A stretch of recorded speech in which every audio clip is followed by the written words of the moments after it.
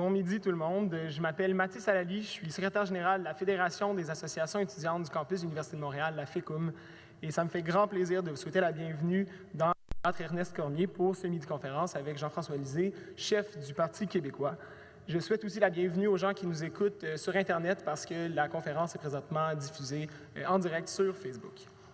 Comme vous le savez, dans le cadre de la campagne électorale, l'Université de Montréal et la FECUM se sont unis afin d'inviter les chefs de partis représentés à l'Assemblée nationale à venir échanger avec la communauté de l'Université de Montréal. Vous le savez, ça fait les manchettes depuis quelques semaines. Les jeunes représenteront un tiers de l'électorat au scrutin du 1er octobre. D'autre part, le milieu de l'enseignement supérieur en a pris pour son rhume dans les dernières années en voyant son financement et sa capacité de se développer diminuer. Ça me fait donc grand plaisir d'être devant vous aujourd'hui, devant ma génération, devant les gens du milieu de l'enseignement supérieur et de l'Université de Montréal pour discuter d'enjeux de société. Les jeunes et les universitaires, on est extrêmement intéressés par la chose politique. Aux politiques de nous démontrer qu'on fait partie des priorités. On est très heureux de voir que M. Lisée a accepté de venir échanger avec nous. Je vais laisser dans quelques instants la parole au Dr Guy Breton, recteur de l'Université de Montréal, mais avant, je vous fais un portrait rapide du déroulement de la conférence. M. Lisée va procéder à une courte présentation d'une vingtaine de minutes et par la suite, on passera aux questions de la salle. Pour les questions, il y a plusieurs façons de les poser. La première, vous pourrez poser les questions par Twitter avec le mot-clic U-Montréal Vote. Vous pourrez poser vos questions sur le fil de commentaires de la diffusion en direct sur Facebook. Il y a des papiers à l'entrée de la salle de chacun des côtés pour aller écrire des questions directement dans la salle. Et de cette façon, vous pourrez poser vos questions. Les questions vont m'être envoyées directement sur mon téléphone et j'aurai la lourde tâche de les poser. D'ailleurs, pour les questions, il n'y a pas de restriction de thème, de restriction de contenu. Vous y allez avec les questions qui vous préoccupent. On vous demande simplement de rester poli et cordiaux dans le contenu des questions. Alors, sans plus attendre, et pour qu'on ait le plus de temps possible pour discuter ensemble, j'inviterai le Dr Guy Breton, recteur de l'Université de Montréal.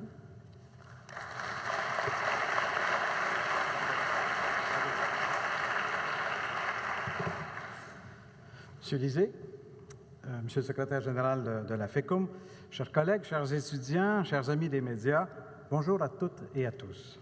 Tout d'abord, je profite de l'occasion pour souhaiter à tout le monde une excellente rentrée, une excellente campagne électorale. Bienvenue à cette première rencontre. C'est la première rencontre des chefs de parti dans le cadre des élections 2018. C'était mentionné, mais je pense qu'il faut insister. En collaboration avec la FECUM, l'Université de Montréal a invité les chefs des 4 partis majeurs de la campagne électorale à venir s'adresser à vous. Cette élection, celle-ci, on retrouve le groupe 18-35 ans qui représente le tiers de l'électorat. Le tiers de l'électorat. C'est une occasion rêvée pour vous de faire valoir vos préoccupations auprès de votre futur gouvernement, si et si seulement vous allez voter. Je vous invite à aller voter. Malgré le poids politique de la jeunesse, 2 chefs n'ont pas encore confirmé leur présence à l'Université de Montréal. M. Couillard et Legault ont jusqu'ici décliné notre invitation. Donc, nous avons M. Lisée aujourd'hui, on en est très content, et Gabriel Nadeau-Dubois s'est manifesté comme disponible plus tard, le 24 septembre. Mais je réitère ici aujourd'hui, publiquement, mon invitation à M. Couillard et à M. Legault de venir ici vous rencontrer. Aujourd'hui, nous avons l'honneur de recevoir le chef du Parti québécois, Jean-François Lisée. M. Lisée, bienvenue, ou plutôt re-bienvenue sur ce campus que vous connaissez bien.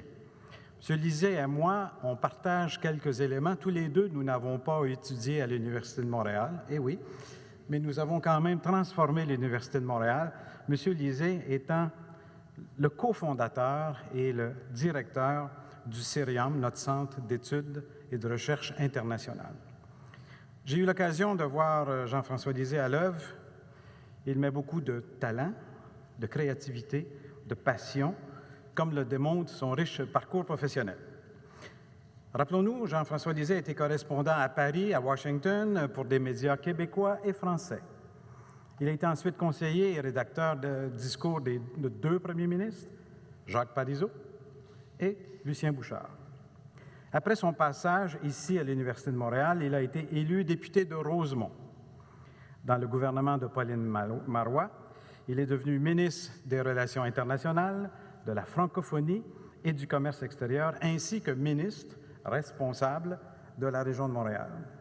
Il a été réélu en 2014 et en octobre 2016, il est devenu chef du Parti québécois et chef de l'opposition officielle. À travers tout ça, le niveau d'énergie de M. Lisée ne se dément pas. Il trouve le temps d'écrire parce qu'il est l'auteur de 15 ouvrages. L'un de ses livres, Dans l'œil de l'aigle, lui a valu la plus haute distinction littéraire du pays, le prix du gouverneur général. Il est aussi le père de 5 enfants, dont l'aîné étudie ici, à l'Université de Montréal, donc est membre de la FECUM. Monsieur Lisée, je vous remercie de prendre le temps de venir parler et de répondre aux questions de nos étudiants et des gens de notre communauté. Et je ne ferai pas attendre plus longtemps, M. Lisée. La parole est à vous. Merci d'être venu.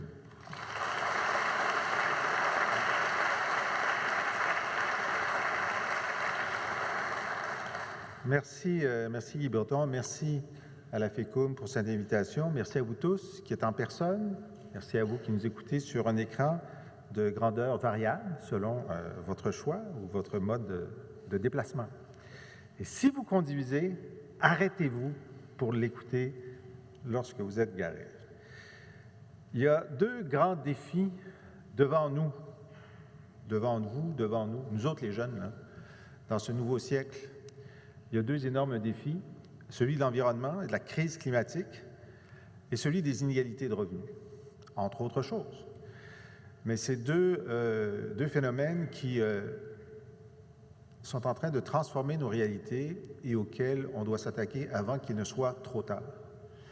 Et hier, nous avons déposé le plan le plus ambitieux, global, pragmatique pour juguler, dans la mesure où une nation de 8 millions d'habitants peut le faire chez elle, ce qu'on a appelé la crise climatique. Et c'est volontairement que nous avons choisi ce terme parce que nous ne sommes plus face à une possibilité, à un danger, à une menace. Nous sommes entrés dans la crise et il faut prendre chez soi les mesures à la hauteur de la crise.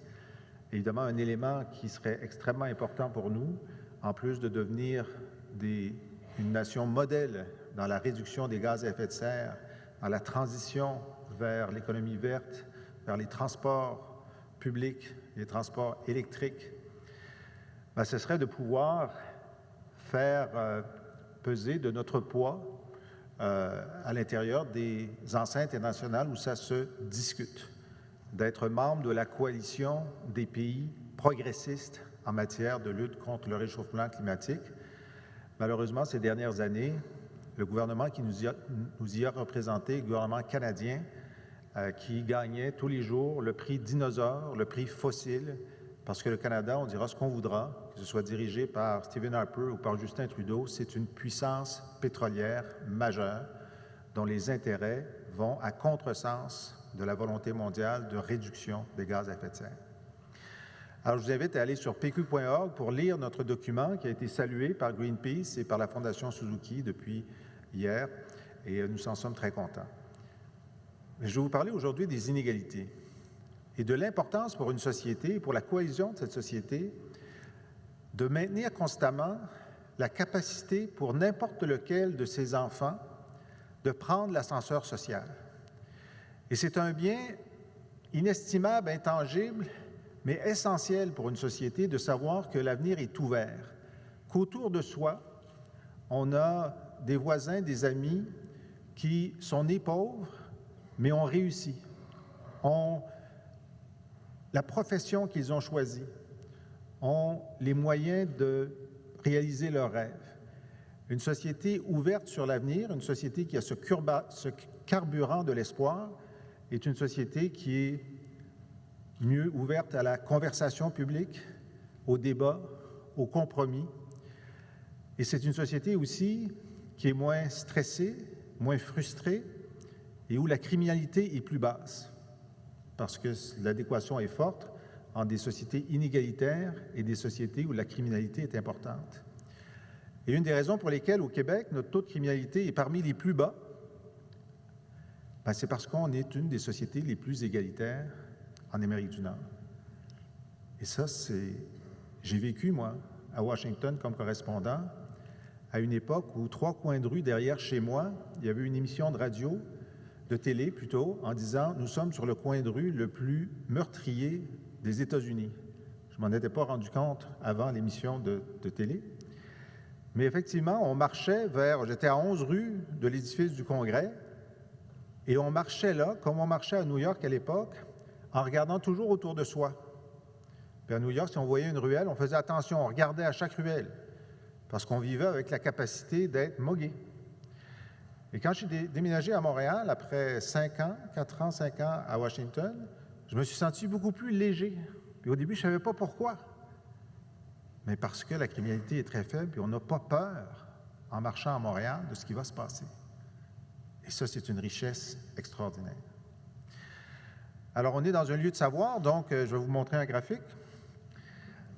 Comment est-ce qu'on peut mesurer la capacité d'une société à bien huiler ses ascenseurs sociaux, ses ascenseurs du revenu, ses ascenseurs générationnels? Bien, ça s'appelle l'élasticité intergénérationnelle. Et là, c'est calculé, estimé comparable du revenu élastique intergénérationnel entre des revenus des parents et de leurs enfants pour 22 pays. C'est des études récentes. Et on voit que plus on se rapproche du zéro, plus la capacité de prendre l'ascenseur social est grande. Alors, on voit que Pérou, Chine, Brésil, Royaume-Uni, États-Unis, Suisse, France, Espagne, Japon, Allemagne, Nouvelle-Zélande, l'ascenseur fonctionne moins bien qu'au Canada, au Québec, et comme j'aime le dire, le Québec et les autres pays scandinaves. Réfléchissez à cette expression, le Québec et les autres pays scandinaves. Alors, ça veut dire qu'il y a des choses qu'on a fait correctement, des choses qu'on a fait correctement pour maintenir cette capacité de prendre l'ascenseur. Mais on fait partie d'un Occident et maintenant de la globalité, parce que la Chine et la Russie sont entrés dans le monde des fortes inégalités, où l'indice Gini, qui est l'indice qui mesure les inégalités de revenus, est en hausse. Alors, on le voit ici de 1979 à 2011, en Ontario, aux États-Unis, au Québec. Il y a quelque chose qu'on fait qui a de l'allure. Il y a quelque chose qu'on fait qui a de l'allure, mais on résiste à une pression extrêmement forte pour voir l'augmentation des inégalités. On a augmenté un petit peu, mais assez peu. Mais cette pression, elle continue à agir. Alors, qu'est-ce qu'on doit faire pour être le meilleur des pays scandinaves et résister à la pression? Bien, il faut travailler aux deux bouts de la chaîne des inégalités. Et d'abord, aider le bas et discipliner le haut. Bien, aider le bas, dans cette campagne électorale, il y a plusieurs annonces qu'on a faites pour le faire. L'éducation est la clé absolue de l'ascenseur social. Et moi, j'ai été renversé de voir qu'il y a 4 ans, il y a 3 ans, il y a 2 ans, les budgets de l'éducation ont été comprimés au Québec à un moment où des surplus commençaient à s'accumuler au ministère des Finances. Ce n'est pas avant et après. M. Couillard a continué à comprimer dans l'éducation, la santé et les aînés, alors que le ministère des Finances lui disait « Tu as déjà le déficit zéro, tu es en train d'accumuler des surplus. » Moi, je ne lui pardonnerai jamais. Jamais. Et nous, ce qu'on dit, c'est que tout le monde, dans cette campagne, est toujours dit « Ah, l'éducation, c'est une belle chose, l'enfance, la jeunesse, oui. » Mais comme disait mon patron, Jacques Parizeau, méfiez-vous des paroles verbales. Si c'est juste des paroles verbales, ça n'a pas d'impact dans le réel. Alors, comment exprimer, comme on le pense, nous, au Parti québécois, que l'éducation doit être la priorité permanente de la nation? On a une loi anti-déficit, on va avoir une loi anti-compression en éducation. Une loi qui va faire en sorte que, peu importe si un jour, par malheur, la CAQ et les libéraux prennent le pouvoir, il faudrait qu'ils changent une loi pour réduire les budgets en éducation. Puis ça veut dire non seulement le budget, mais les coûts de système. Hein? Parce que M. Couillard dit « Oh, on n'a jamais réduit les budgets. » Ben oui, mais si l'inflation est 3 % puis ton budget est à 1 % tu coupes 2 %. Hein? Je veux dire, on a compris, là. Arrête de dire ça, là. Alors nous, notre loi bouclier éducation va comprendre les coûts de système tel que vérifié par le vérificateur général. S'il reste 3-4 personnes crédibles au Québec, dont le vérificateur général, ça fait qu'on va lui demander son avis. Toi aussi, Guy, tu es pas mal crédible, mais là, c'est le vérificateur général parce que tu serais juge et partie dans cette histoire-là. Et donc, ça, c'est une mesure essentielle. En bas de l'échelle, évidemment, donner des chances égales à ceux qui sont nés dans des familles inégales. C'est pas vrai que tu as les mêmes chances si tu es né à Westmount puis à Hochelaga-Maisonneuve. Ce n'est pas vrai. Mais la société doit corriger l'inégalité de naissance, l'inégalité de revenus. Et la façon qu'on a créé au Québec, c'est la chose qu'on a trouvée, puis je suis content d'avoir été présent à la conception avec M. Bouchard, avec Mme Marois, avec Nicole Léger. On a créé les centres de la petite enfance, qui sont des joyaux en Amérique du Nord de dépistage des problèmes précoces dans l'enfance et de rehaussement des capacités des jeunes enfants pour qu'ils arrivent tous à l'école égaux à 5 ans. Alors là, on a un débat. Les deux autres grands partis, ils disent « c'est pas grave si c'est dans le privé, les garderies ». Ben nous, on aime ça. Moi, je viens de l'université, puis j'aime ça, les études et la science. Et la science nous dit « la qualité est dans les CPE ». C'est peut-être aussi parce que ce sont des entreprises coopératives dirigées par les parents et qui réinvestissent chaque dollar dans la qualité plutôt que d'avoir à dégager une marge de profit. Alors eux, ils disent « c'est pas grave ». Nous, on dit « c'est grave ». C'est la qualité de nos enfants, donc toutes les nouvelles places en garderie installées lorsqu'on sera au pouvoir le seront dans les lieux de la qualité, les CPE. Nous allons rendre l'accessibilité à ce premier escabeau vers la réussite beaucoup plus ouvert. 8 $ le premier enfant, 4 $ le deuxième, gratuit pour les suivants. Et pour les familles qui gagnent moins de 35 000 $ gratuit. C'est d'abord à eux qu'on veut tendre la main pour dire « donnez toutes les chances à vos enfants ». Et en haut de l'échelle, à l'université, je ne vous apprends rien en vous disant que les gens qui s'inscrivent à l'université et qui viennent de familles qui sont allées à l'université, de classe moyenne supérieure, sont surreprésentés. Et ceux qui viennent de milieux modestes et du bas de la classe moyenne sont sous-représentés. Alors, nous proposons, puis moi je défends ça depuis que j'étais à l'Université de Montréal, sur des blogs, etc., la gratuité effective, c'est-à-dire qu'il n'y a pas de droit de scolarité jusqu'au milieu de la classe moyenne, jusqu'au milieu de la classe moyenne. Donc, on va augmenter les sommes de prêts-bourses pour faire en sorte d'envoyer ce signal que l'université vous appartient. Évidemment, en bas de l'échelle aussi, on veut augmenter le salaire minimum à 15 $ le plus rapidement possible dans le mandat, en étant très attentif aux secteurs économiques qui pourraient être touchés, l'agriculture, les groupes communautaires, les associations étudiantes. Je ne sais pas si vous payez vos gens au salaire minimum, ça va vous coûter plus cher. On ne veut pas que vous fermiez. On ne veut pas que vous fermiez. Et on est les seuls à dénoncer un scandale permanent. Il y a en ce moment au Québec 100 000 salariés non syndiqués qui se font voler par des patrons malveillants sur leur temps supplémentaire, sur leurs vacances, sur leur salaire minimum. Et il y a un vol permanent de 350 millions de dollars par année dans les poches des salariés non syndiqués. Je suis content de mettre ça en lumière et de dire avec nous, ça va cesser. Alors, c'est quelques-unes des mesures en bas de l'échelle. Mais quoi faire en haut de l'échelle? Qu'est-ce qui s'est passé dans la tête des dirigeants d'entreprise pour dire que dans les années 50, 60 et 70, qui sont les 30 glorieuses de très, très forte croissance économique, les dirigeants d'entreprise étaient payés à peu près 20 à 30 fois le salaire moyen de leur entreprise. Puis ça allait bien. Puis s'ils voulaient manger 2 steaks par jour, ils pouvaient. Qu'est-ce qui s'est passé pour qu'on soit maintenant à 200, 300 fois le salaire moyen de l'entreprise? Bien, il y a plusieurs études qui ont été faites là-dessus. Puis le prix Nobel, Paul Krugman, après avoir tout regardé, il dit il s'est produit quelque chose pendant le premier mandat Reagan aux États-Unis où un genre d'éthique protestante de la modération a sauté. Et donc, c'est créé une dynamique du toujours plus. Et il n'y a rien d'économique qui peut démontrer pourquoi on est passé de 20 fois le salaire moyen à 200 fois. Ce n'est que la culture de la cupidité. Vous avez vu ce film Wall Street à l'époque, « Greed is good ». Greed is good. L'avidité est bonne. Ils ont acheté ça, eux autres. Ils l'ont acheté pas cher parce qu'il y a eu un gros rendement sur leur salaire.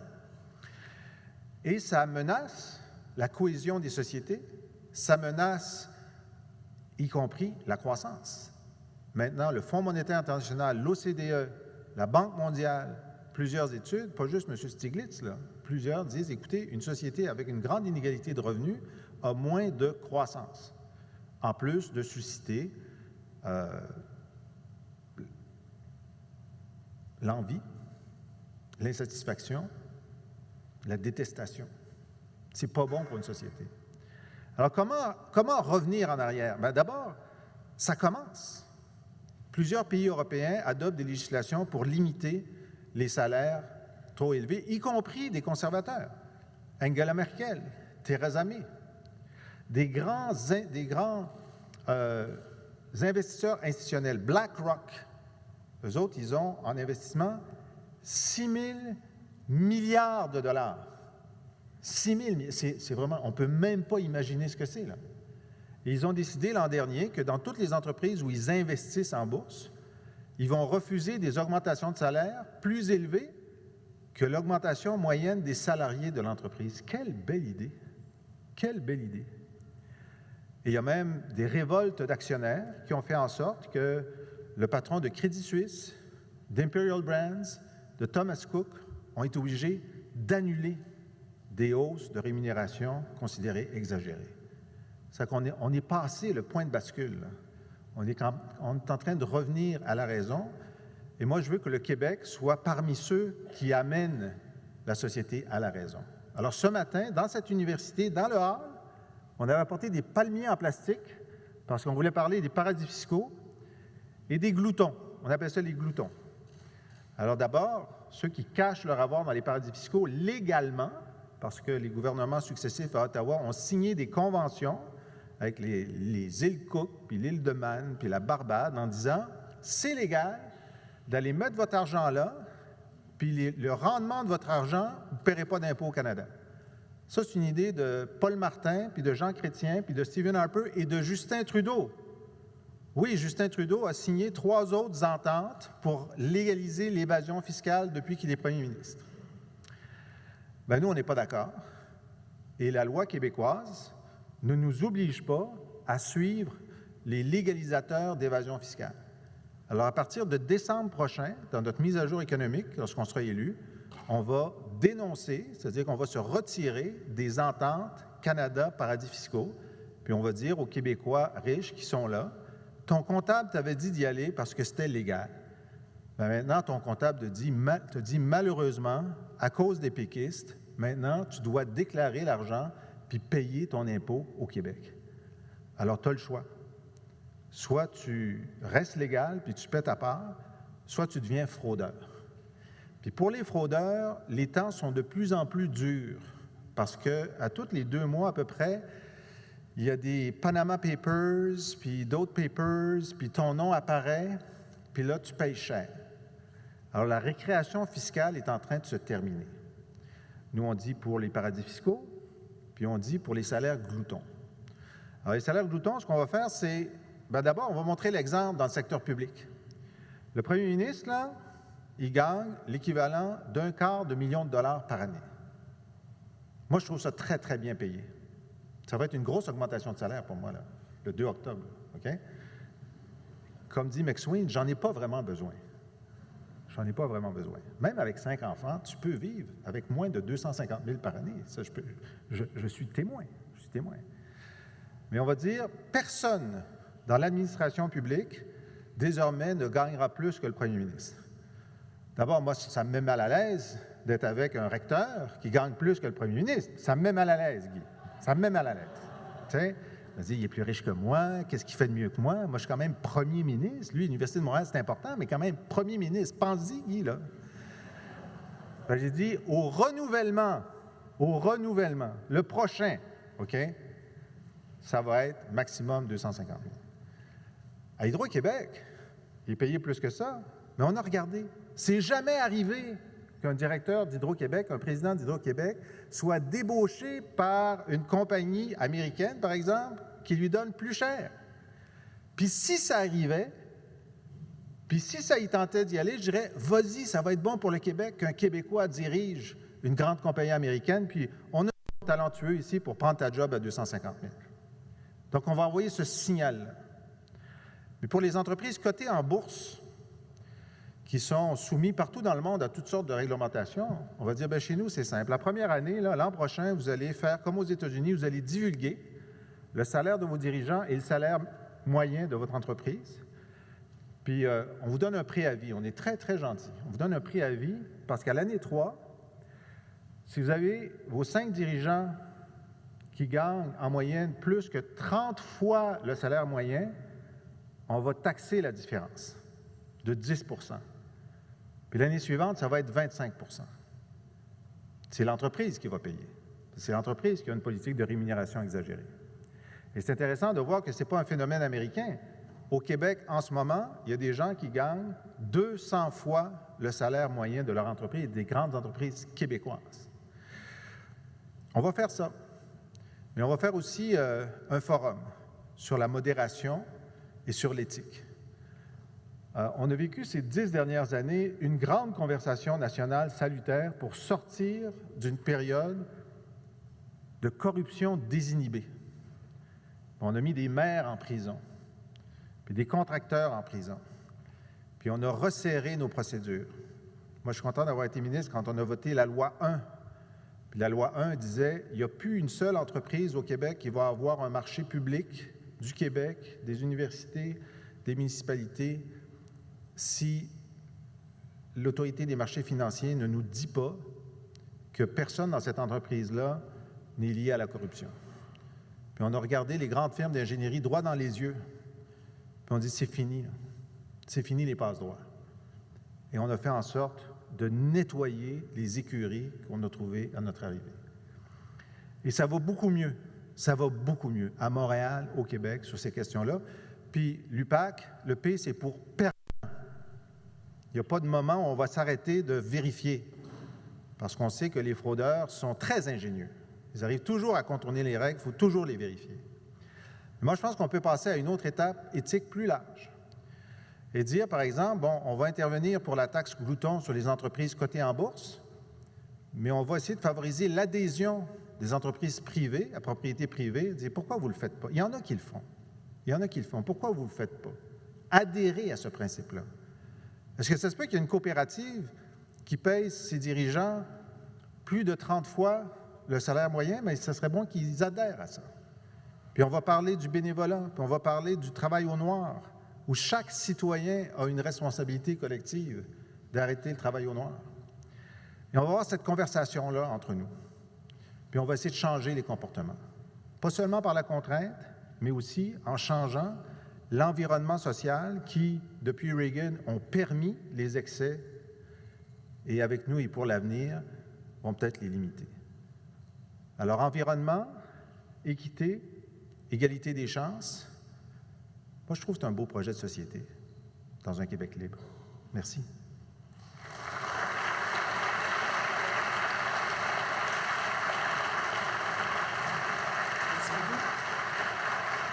Vous allez venir me rejoindre. Est-ce que vous m'entendez bien avec le micro? Oui? OK, super. Donc, bien simple, je reçois les questions sur mon téléphone, je vous les pose. Réponses les plus complètes et succinctes pour qu'on ait le plus de questions possible. Complète et succincte. C'est un défi. D'accord. Je vous le lance. Donc, première question, une question qu'on a eue sur Twitter de Guillaume Lalonde qui nous demande, sachant que notre électricité est nationalisée, pourquoi ne pas faire plus d'efforts pour électrifier les transports au Québec au lieu de payer les pétrolières canadiennes et autres? On donnerait une source de revenus supplémentaire à l'État. Parfaitement raison. D'ailleurs, hier, on a annoncé une série de mesures d'électrification qui ferait en sorte, d'ici 7 ans, d'acheter pour 20 milliards de moins de pétrole. 20 milliards de moins de pétrole qui serait donc réintroduit, cet argent-là, dans l'économie québécoise. Ça veut dire, par exemple, qu'à partir du 1er octobre, il n'y aura pas un autobus scolaire non électrique qui va être acheté au Québec. Puis ça tombe bien, les autobus au diesel sont fabriqués aux États-Unis, les autobus électriques sont fabriqués à Saint-Jérôme. Ça, c'est gagnant, gagnant, gagnant. De la même façon, on va aider les gens à s'abonner à l'autopartage. On sait que le problème, ça coûte 500 $. On va vous donner 100 $ pour vous aider à vous abonner. On va demander, parce qu'on aide les compagnies d'autopartage, qui passent tous à l'électricité le plus rapidement possible. Une voiture en autopartage retire 8 à 10 voitures des rues. Donc, c'est bénéfique dans tous les sens du terme. On va intervenir sur, évidemment, le transport en commun. On change le degré d'investissement entre le routier et le transport en commun pour augmenter la part du transport en commun. Et donc, oui, c'est exactement ce qu'il faut faire. Merci beaucoup. Une question de la salle qui provient de Sophie Lemieux. Ce matin, dans un article du Devoir, le PQ s'engageait à adopter une politique de compensation financière des stages. Pouvez-vous élaborer sur cette promesse? Oui, d'abord, on a eu ce grand débat pour les stages en psychologie et ils nous ont convaincus. On vous a parlé à vous, à la FECUM, à l'ensemble des associations étudiantes et il nous semble que c'est développé ces dernières années carrément de l'exploitation. L'étudiant est obligé de faire son stage pour terminer sa scolarité. Des professionnels ou des institutions utilisent cette main-d'œuvre-là gratuite pour faire un travail qui a une réelle valeur et que ce soit zéro. Et en plus, parfois, les étudiants doivent débourser parce qu'ils doivent se rendre, revenir, acheter du matériel. Je veux dire, c'est comme si maintenant, l'étudiant stagiaire finance son stage et a zéro rémunération. Alors, on le sait que les situations sont très différentes d'une filière à l'autre. Et donc, pour certains stages, on a déjà indiqué qu'on voulait qu'ils soient rémunérés, mais on va avoir une conversation avec les associations étudiantes, les institutions concernées, pour arriver ensemble, en partenariat, à une politique de rémunération des stages le plus rapidement possible. Bien content de l'entendre, d'ailleurs. Une autre question de la salle qui nous provient d'Alexandre. Pour vous, quelle importance a la science dans la société québécoise? Quelles mesures pensez-vous entreprendre pour maintenir la richesse scientifique québécoise? Bien, la science est importante à tous les niveaux et est importante aussi dans la définition des politiques publiques. Je vous ai dit tout à l'heure que la science nous dit que c'est mieux dans les CPE. Et puis moi, une des choses que j'adore au Québec, c'est qu'on n'est pas dans le discours politique, on n'est pas aux États-Unis, ou même avec Stephen Harper, où dire bien, la science ne nous intéresse pas, on va avoir des politiques qui s'en vont contre la science. J'ai le regret de vous informer que récemment, un représentant de la CAQ a dit « Mais moi, je ne crois pas à la science pour les CPE, donc je vais avoir des garderies privées. » Puis là, on s'est dit « Il a dû se tromper, il n'avait pas bu son café. » C'est qu'on a déposé une motion à l'Assemblée nationale disant que les partis devraient fonder leur politique à l'enfance basée sur la science et les études. La CAQ a voté contre. Les libéraux ont voté contre. J'en suis pas revenu voter contre la science. Je ne pensais pas vivre ça de mon vivant au Québec. Alors oui, je pense que la culture scientifique est nécessaire dans tous les champs.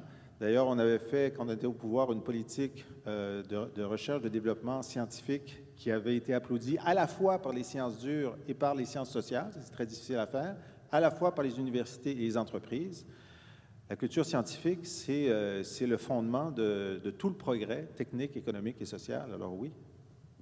Merci. Je vais passer avec une question qui nous provient de Facebook, de Patrick Laplante.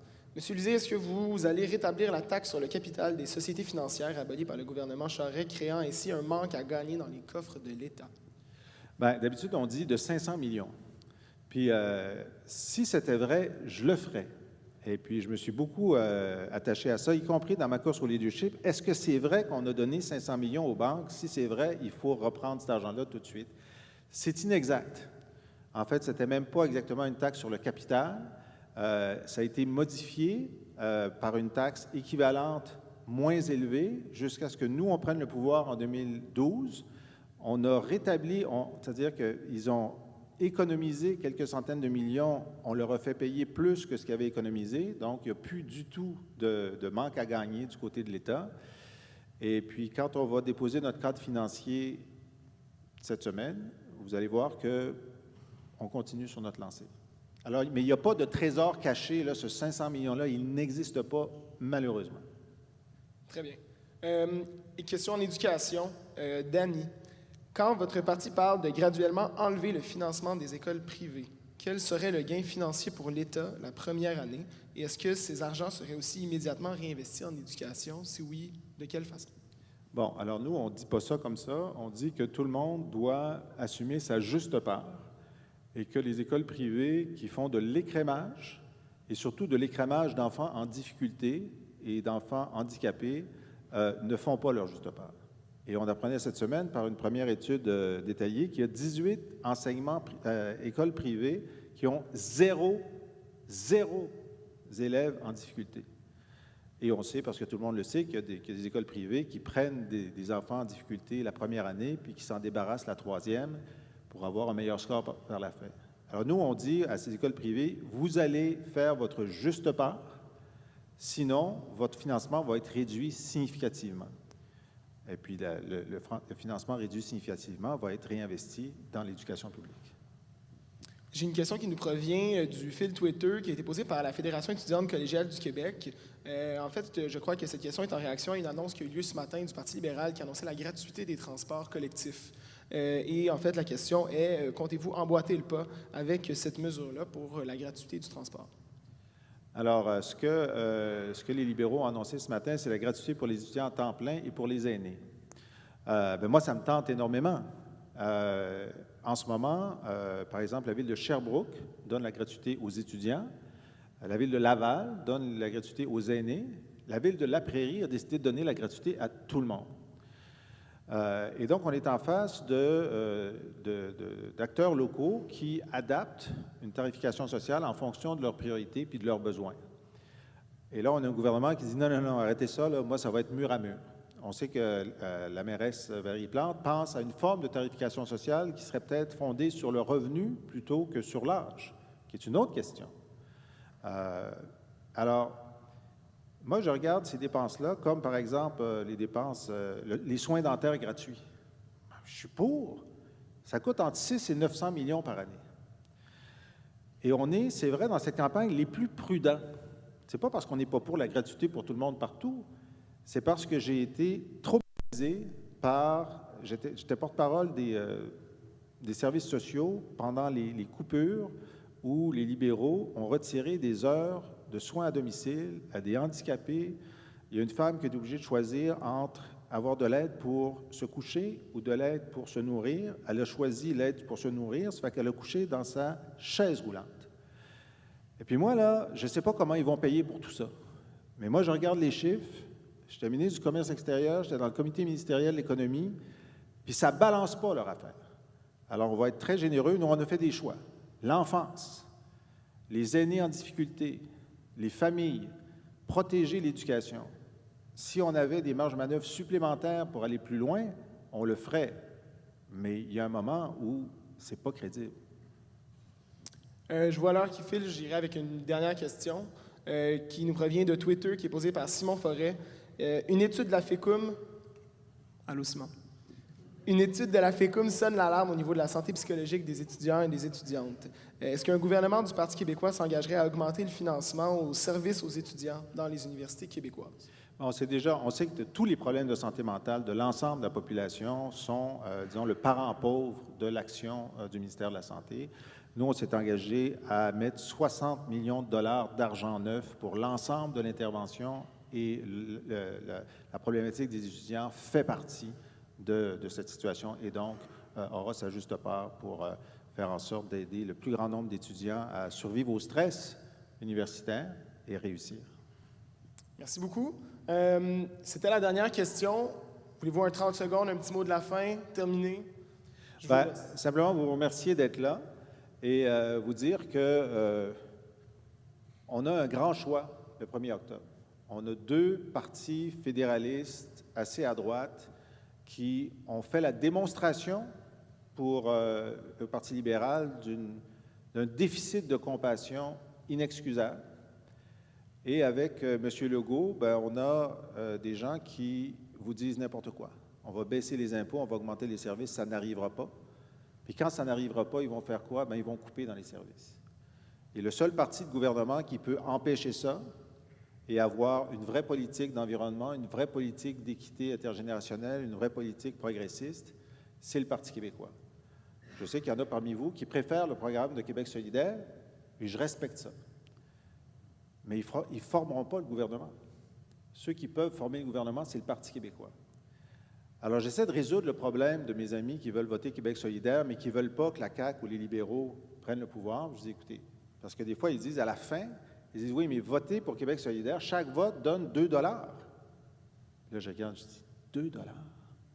Tu peux faire mieux que ça. Envoie 10 $ à Québec solidaire, puis vote pour le Parti québécois. On est en mode solution. Merci beaucoup. Merci beaucoup, M. Lisée, d'avoir accepté notre invitation. Vous avez accepté rapidement, donc on est très heureux de vous avoir reçu. Merci à vous de vous être déplacé. J'ai oublié. Une dernière. J'ai oublié une dernière fois qui vous concerne. Quand j'étais jeune et à l'université, j'étais à l'UQAM, Pierre Trudeau n'était pas mon premier ministre favori. Mais chaque année, Pierre Trudeau, premier ministre, venait à l'amphithéâtre Jean-Lesage, à l'invitation des étudiants de l'Université de Montréal, et répondait à toutes les questions, puis il n'était pas piqué des verres. Et ça, c'était radiodiffusé, puis je manquais jamais ça. Je disais, lui, il en a du cran. Puis il donnait des bonnes réponses. Puis c'était, tu sais, alors je m'engage.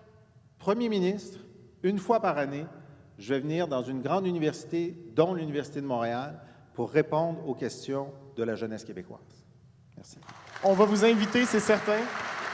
Merci tout le monde. Je vous souhaite une bonne fin de journée. M. Lisée, bonne campagne.